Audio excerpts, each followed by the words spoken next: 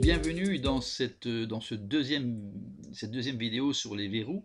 En effet, la première vidéo était consacrée à l'acceptation.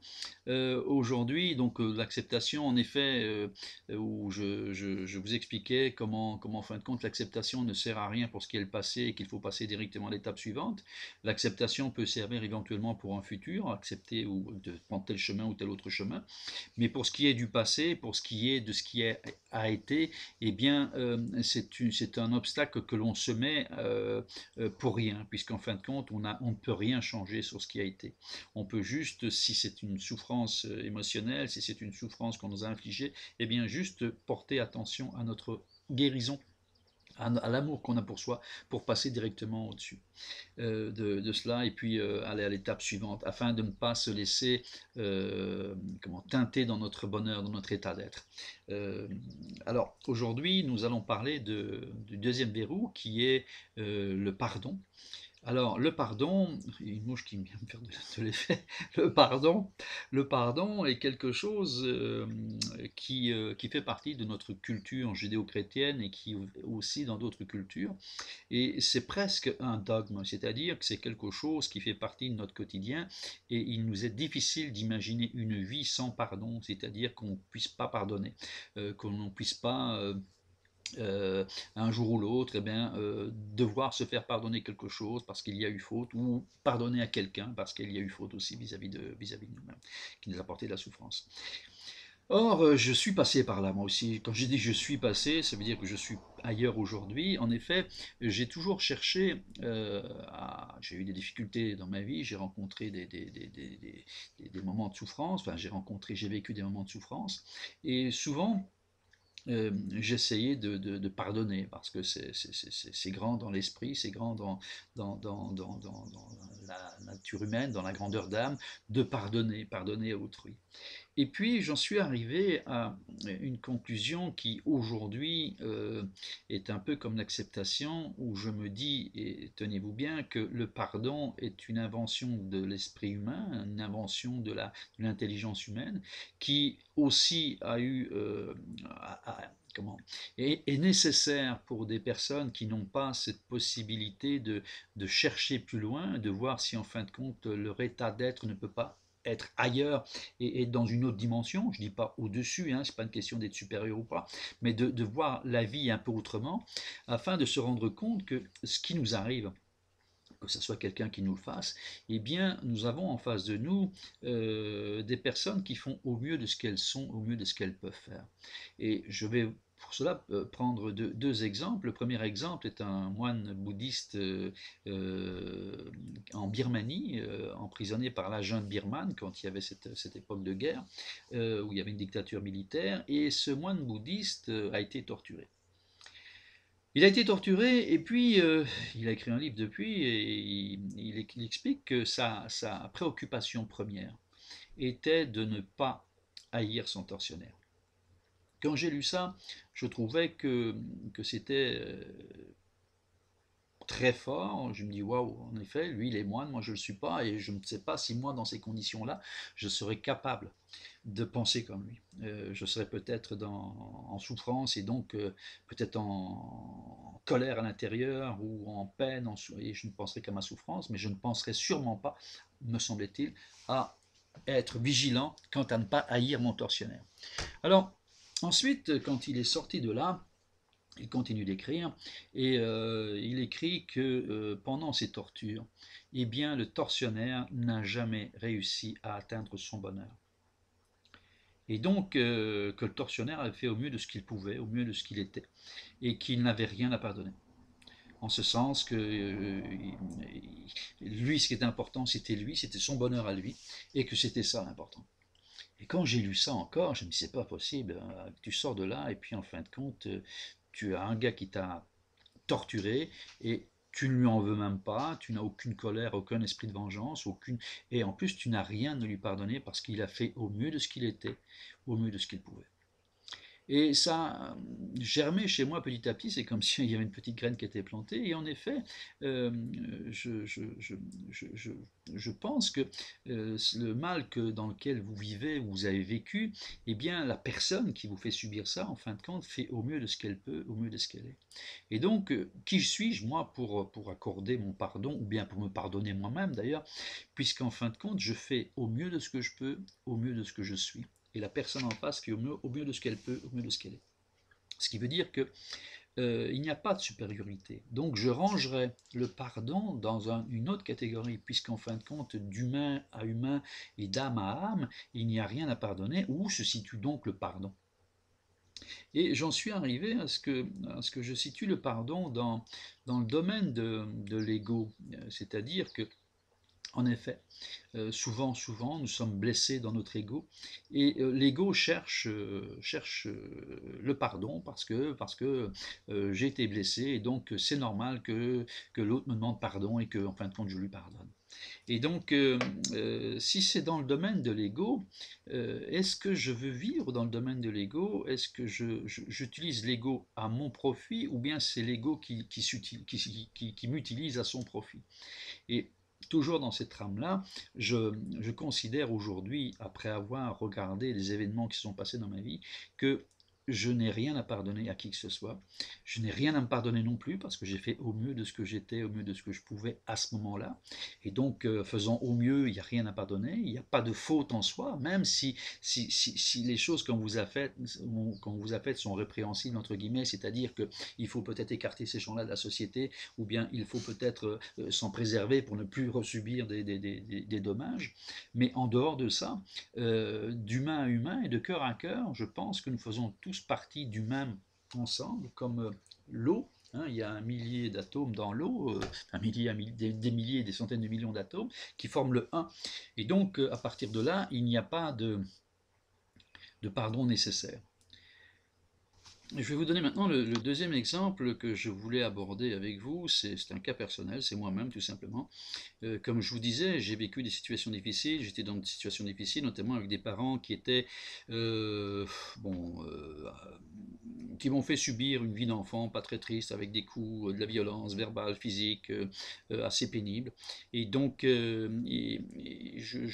quand j'ai quitté mon milieu familial, bon, croyais-je, trouver le bonheur, eh bien, souvent, je leur en voulais, d'avoir été comme ça, d'avoir été violent avec moi, d'avoir donné des coups, des marques, et ça a dégagé chez moi une espèce de colère vis-à-vis de ce que j'avais vécu, et cette colère est devenue en moi quelque chose qui est resté très longtemps, à un point tel que même d'autres situations dans lesquelles j'étais en souffrance, eh bien, c'est par la colère que je m'en sortais.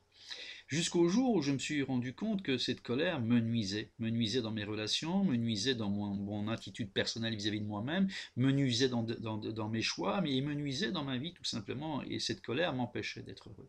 Et quand j'ai cherché à comprendre pourquoi cette colère, bon, je suis retombé sur en effet les origines de cette colère, eh bien, j'ai regardé mes parents. J'avais vécu un peu, j'avais pris un peu d'expérience, et j'ai regardé mes parents un peu différemment. En effet, mes parents ont fait au mieux de ce qu'ils pouvaient, au mieux de ce qu'ils étaient, parce que eux aussi, dans leur existence, avaient vécu de la souffrance et avaient réagi au mieux de ce qu'ils croyaient pouvoir réagir. Et en fin de compte, c'était devenu leur mode de vie sans vouloir nécessairement apporter de la souffrance aux autres, mais simplement parce qu'ils croyaient que c'était ça.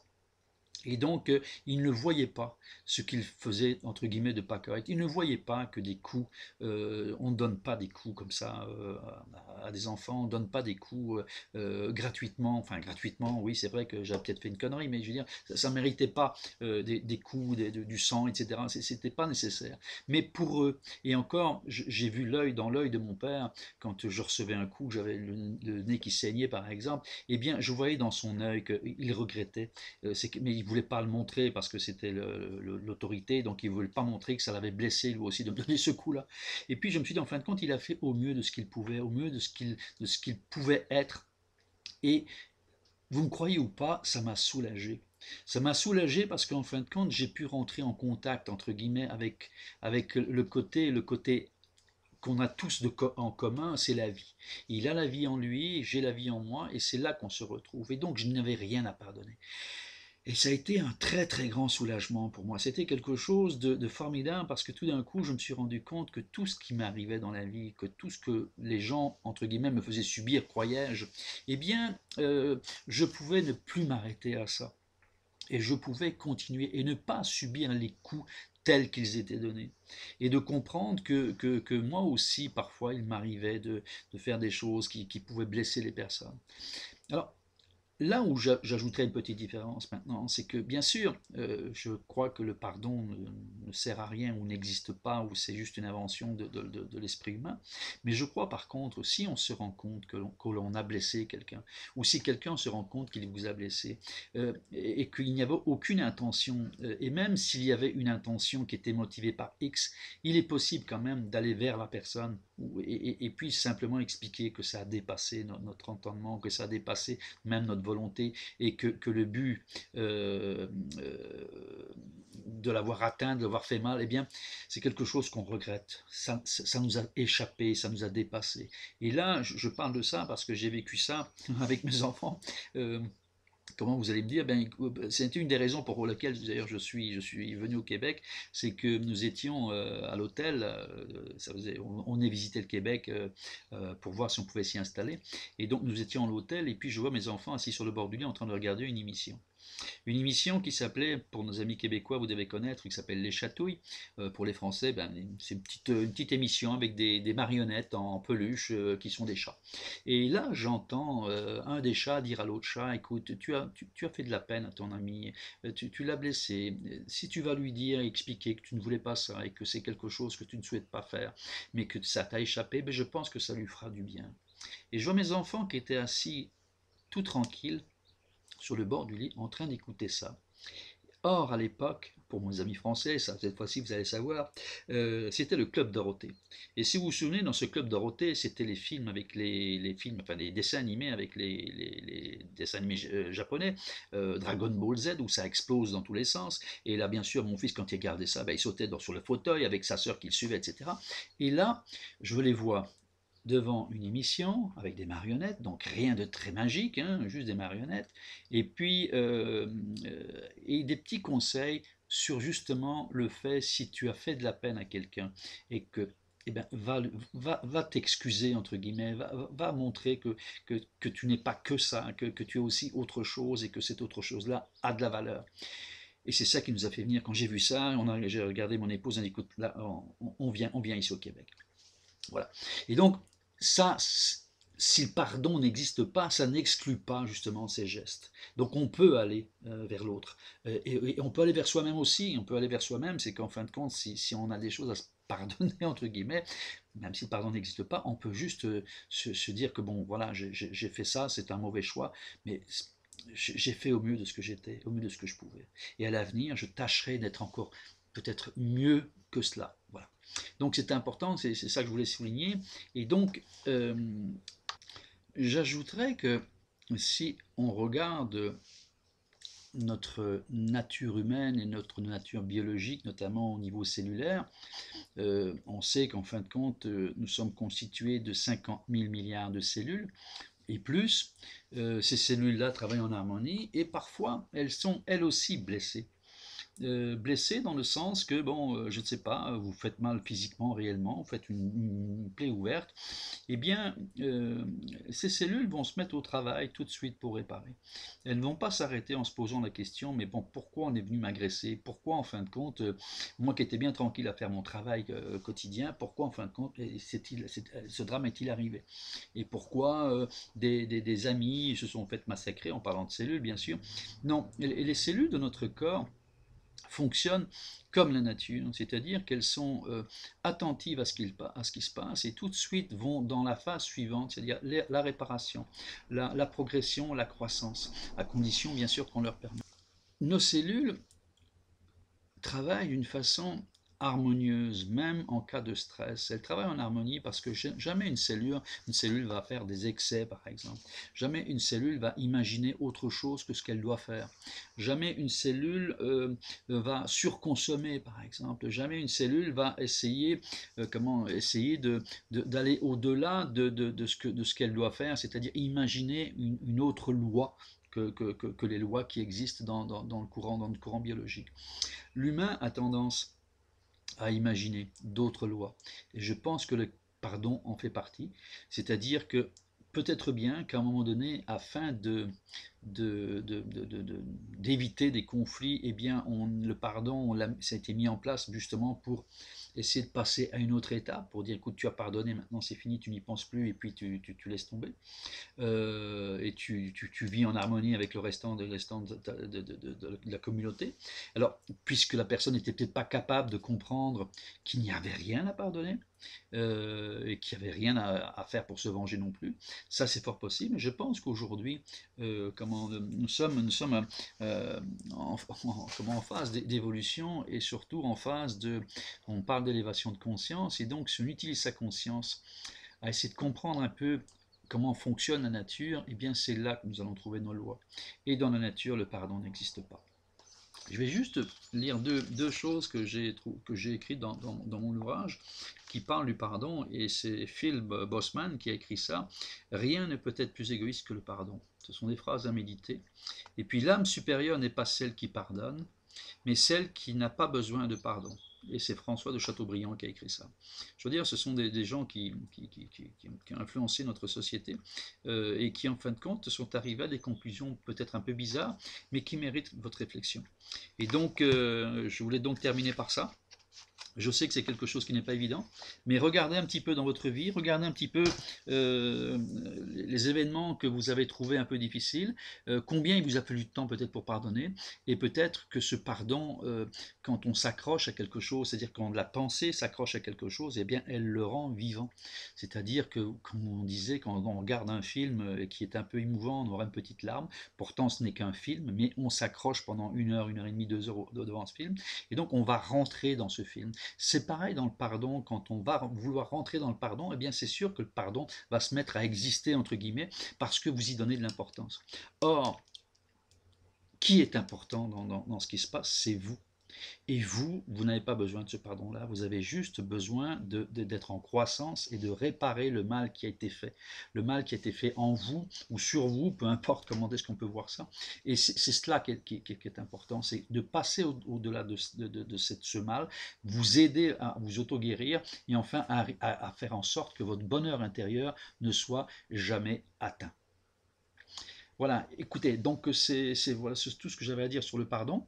La prochaine vidéo va être une vidéo qui va être plutôt, comment je veux dire, un bilan que vous allez pouvoir faire. Je vais vous donner les outils pour faire le bilan de toutes les vidéos que vous avez vues jusqu'à présent, afin de voir un petit peu qu'est-ce qui vous a manqué, qu'est-ce que vous aurez besoin de faire en plus pour vraiment accéder au bonheur et vous libérer. C'est très important. Je ne fais pas ça, les vidéos, uniquement pour faire des vidéos, je fais ça aussi pour vous aider, et j'espère qu'elles vous aident en toute connaissance de cause. Et pour cela, il est important d'avoir des outils, quand on a fini le plan de travail, des outils pour vérifier un peu où est-ce qu'on en est. Et cette vérification-là vous permettra ensuite de passer à la dernière vidéo. Voilà, je souhaite une bonne fin de journée, de soirée, de matinée, peu importe l'heure, et puis au plaisir de vous retrouver très prochainement. À bientôt. Merci.